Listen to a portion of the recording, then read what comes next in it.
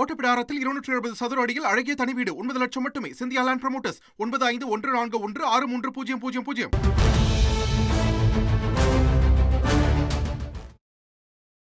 செங்கல்பட்டில் ஐடி ஊழியர் வீடுகளில் 50 சவரன் நகை கொள்ளையடிக்கப்பட்டிருக்கக்கூடிய சம்பவத்தை பார்க்கிறோம். தொடர்ந்து இது தொடர்பான தகவல்களை செய்தியாளர் நவீன் வழங்கிட நாம் கேட்போம். நவீன், வணக்கம். கொள்ளை சம்பவம் தொடர்பான முழு விவரம் என்ன? வணக்கம்.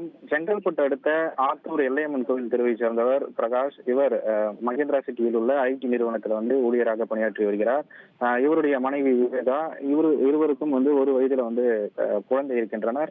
இந்த குழந்தைக்கு உடம்பு சரியில்லாத காரணத்தால் செங்கல்பட்டில் உள்ள மாமியார் வீட்டில் தங்கி இந்த குழந்தைக்கு சிகிச்சை அளிப்பதற்காக சென்றிருந்தனர். இந்த நேரத்தை பயன்படுத்தி நேற்று இரவு வீட்டின் உள்ளே புகுந்த கொள்ளையர்கள் வீட்டின் பீரோவை உடைத்தும் அதே போல வீட்டின் மின்சாரத்தை துண்டித்தும் பீரோவில் வைக்கப்பட்டிருந்த 45 பவுன் தங்க நகைகள் மற்றும் 20,000 ரூபாய் ரொக்கத்தை கொள்ளையடித்து சென்றிருக்கிறார்கள்.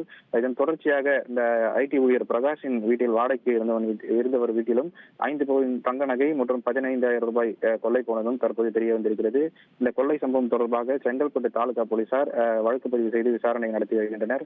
மேலும் சம்பவ இடத்திற்கு கைரேகை நிபுணர்கள் உதவியுடன் மற்றும் மோப்பநாய் உதவியுடன் விசாரணை நடைபெற்று வருகிறது. கடந்த 2 நாட்களாக பிரகாஷ் வீட்டை நோட்டமிட்ட கொள்ளையர்கள் பிரகாஷின் வீட்டின் மின் இணைப்பை துண்டித்து கொலை சம்பவத்தில் ஈடுபட்டுள்ளதும் போலீசார் விசாரணையில தெரிய வந்திருக்கிறது.